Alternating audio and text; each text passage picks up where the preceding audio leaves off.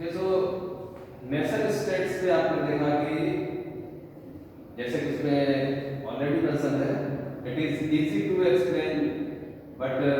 Hard to define nation state. राष्ट्रीय राज्य क्या है इसको एक्सप्लेन करना तो आसान है। हम इसको लेकर के बहुत सारी चीजें और बहुत सी बातों की चर्चा कर सकते हैं कि राष्ट्रीय राज्य में क्या क्या चीजें हो सकती हैं, और इंडिया का, ब्रिटेन का और यूएसए का एग्जाम्पल भी दे सकते हैं कि ये सब नेशन स्टेट है। लेकिन एक पर्टिकुलर डेफिनेशन की डिमांड की जाए, what will be the particular exact definition of nation state, then it will be difficult for anybody. तो नेशन स्टेट की एक एग्जैक्ट डेफिनेशन नहीं है, because it is a political gathering. What is this? It is a political gathering or unification.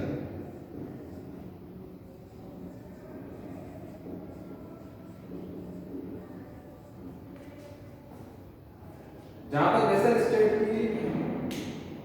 अगर हम लोग उसके formation के ऊपर जाएंगे, how the nation states are form, then it will be easily found that it is a political gathering और unification. राष्ट्रीय राज्य एक तरह के राजनीतिक ध्रुवीकरण है या राजनीतिक जमावड़ा है, राजनीतिक केंद्रीकरण है। इसमें लोग क्या होते हैं, एक मत होकर के, हालांकि भी डाइवर्सिटीज हो सकती है, हो सकता है किसी नेशन स्टेट में बहुत सारी लैंग्वेजेस के स्पीकर्स हैं, just like India there are more than 100 languages are spoken by the Indian citizens in different regions, and about to 1300 and more languages are totally recognized which are spoken। तो इतनी सारी languages के बोलने वाले भी किसी एक टास्क को लेकर के और किसी राजनीतिक मुद्दे को लेकर के एकजुट हो जाते हैं, वो गैदर हो जाते हैं और एक जगह पर सेंट्रलाइज हो जाते हैं, और उससे फिर नेशन स्टेट का फॉर्मेशन होता है। So you can say at last that it is a big issue for many ethnic or linguistic or diverse communities who want to join together and live together and want to form a big unit that have a unique identity for themselves, that is recognizing them all these members or communities at the international level। अंतरराष्ट्रीय स्तर पर एक बड़ी identity और बड़ी पहचान बनाने के लिए ये कम्युनिटीज और डिफरेंट डाइवर्स जो सिटीजन्स हैं वो गैदर हो जाते हैं, एकजुट हो जाते हैं, ग्लोबलाइज हो जाते हैं, या जो भी कहें आप, वो जमावड़ा बना देते हैं और अपने आप को एक बड़ी आइडेंटिटी देते हैं जो उनको अंतरराष्ट्रीय स्तर पर यह दिखाती है कि आप इस राष्ट्र के, इस देश के, इस राज्य के निवासी हैं और ये आपकी पहचान है। और दूसरे राष्ट्रीय राज्यों में मैंने आपको पहले ही बताया था, ये सारी चीजें जो फॉर्म हो रही है, लास्ट में भी आपने देखा, these are the just opposite reactions। What are these? The formation of nation states, the formation of communities or any base of the diversity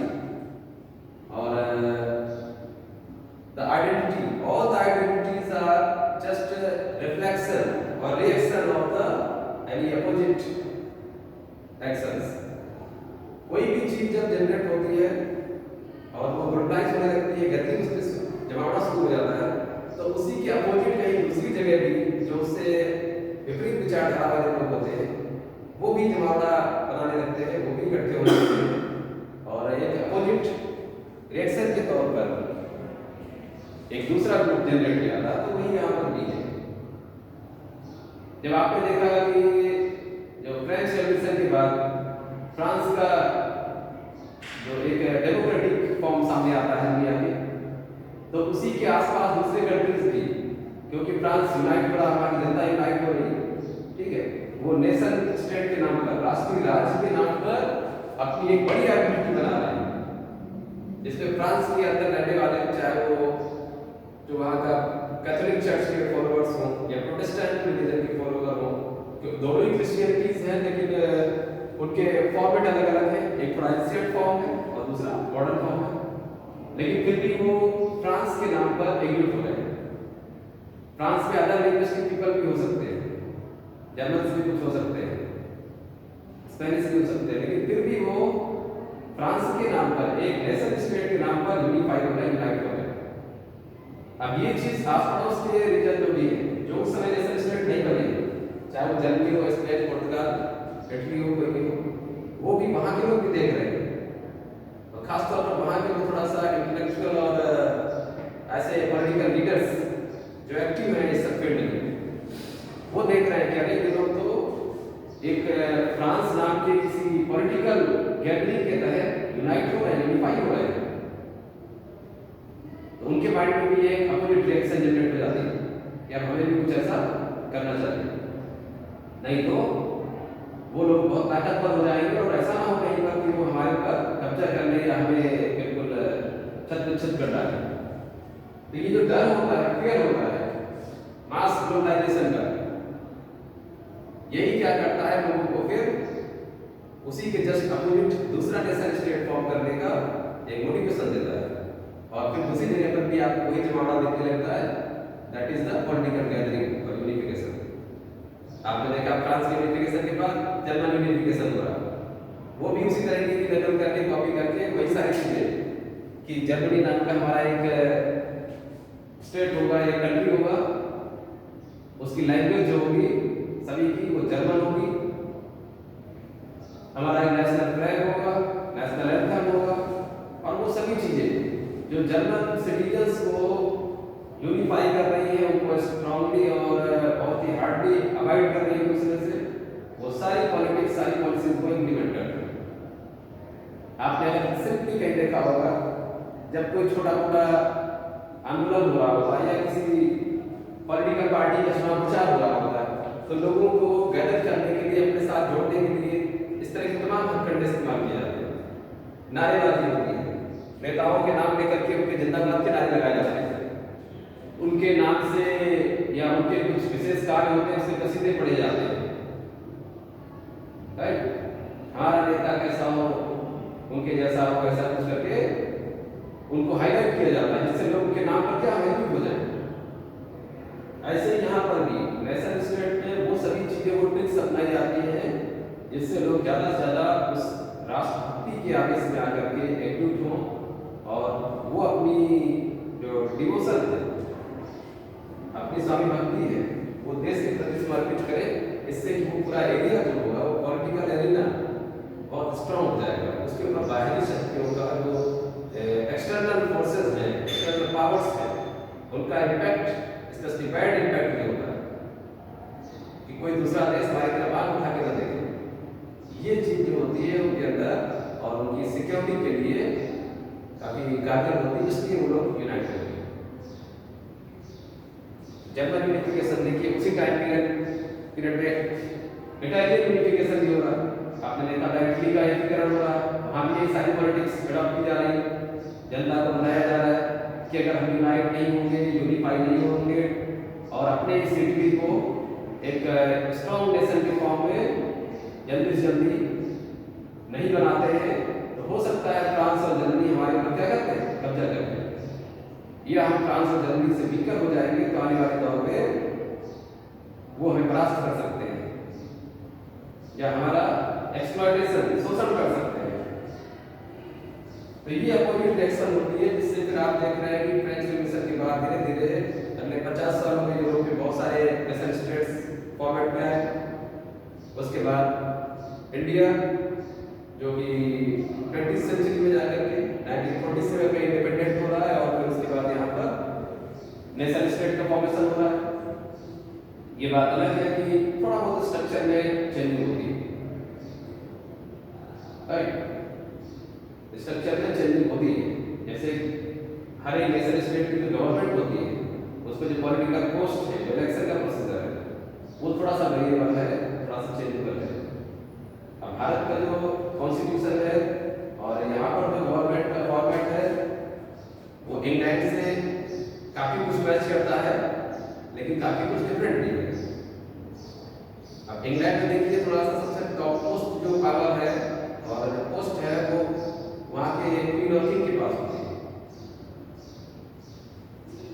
Britain के क्वीन और किंग के पास जो पावर है वो इंडिया के प्रेसिडेंट की पावर के approximate equal है, लेकिन इंडियन प्रेसिडेंट जो होता है वो इलेक्ट होता है, जबकि ब्रिटेन के जो किंग और क्वीन है वो इलेक्ट नहीं होते। वो हायरार्किकल जो ऑर्डर है, वंशवादी परंपरा के अनुसार उसी परिवार से कोई भी मिलता है, सक्सेसरशिप वहां पे लागू होती है। अब यूएसए से इंडिया को कंपेयर करेंगे तो इंडिया का जो प्राइम मिनिस्टर है उसकी सारी पावर्स और उसकी जो रिस्पॉन्सिबिलिटीज है और उसका जो इलेक्शन का प्रोसीजर है वो अमेरिकन प्रेसिडेंट के जैसा पेश करता है। अमेरिका में प्राइम मिनिस्टर नाम की कोई पोस्ट ही नहीं है। तो ये डिफरेंसेस हैं नेशन स्टेट्स के फॉर्मेट में। ऐसे ही उनकी जो इंटरनल बॉडी है, किसी भी नेशन स्टेट का पूरा जो स्ट्रक्चर देखेंगे तो उसमें भी वेरिएशन है। अलग अलग नेशन स्टेट की लैंग्वेज डिफरेंट है। इसके बाद वहाँ की एथनिसिटी और रिलीजियस जो कम्युनिटीज का फॉर्मेट है वो भी डिफरेंट है। यूरोप में जो नेशन स्टेट है वहाँ पर मोस्टली क्रिश्चियन की हावी है, डोमिनेंट है। एशियन स्टेट में जैसे अब मान लीजिए चाइना में देखिए, वो है तो भी नेशन स्टेट, ये बात अलग है कि उसमें नॉन डेमोक्रेसी है, वहाँ पर इलेक्शन नहीं, जो जनरल इलेक्शन है जिसमें कि सभी सिटीजन्स वोटिंग में पार्टिसिपेट करते हैं। ये फॉर्मेट वहाँ पर नहीं है चाइना में, लेकिन बाकी चीजें हैं, गवर्नमेंट है, उनका एक पॉलिटिकल एरिया है, कैपिटल है, नेशनल फ्लैग है, नेशनल सारी चीजें हैं। लेकिन बहुत कुछ ऐसा है जो इंडिया और अमेरिका से डिफरेंट है। तो ये जो डिफरेंसेस है और राष्ट्रीय राज्यों में उनका जो इंटरनल स्ट्रक्चर है वो पूरे वर्ल्ड में वेरिएबल है। हाँ, लेकिन जो उसका इंटरनेशनल फॉर्मेट है और जो इंटरनेशनल उनकी अभिव्यक्ति है, इंटरनेशनल लेवल पर उनका प्रेजेंटेशन है, वो सिर्फ यही है कि वो एक अंतरराष्ट्रीय आइडेंटिटी के लिए, जैसे दूसरे नेशन स्टेट अपने आप को शो ऑफ कर रहे हैं, वैसे ही हर एक स्टेट अपने आप को शो ऑफ करने की कोशिश कर रहा है। अंतरराष्ट्रीय स्तर पर उन सबके पास वही